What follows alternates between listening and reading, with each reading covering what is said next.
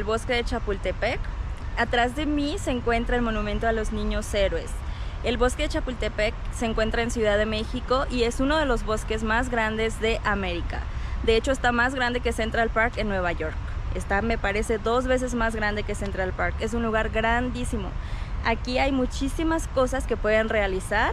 La entrada al bosque es gratis y hay muchos museos, está un zoológico, hay un área donde hay un lago y ustedes pueden rentar unas lanchitas y se pueden subir ahí a las lanchitas y estar en el lago.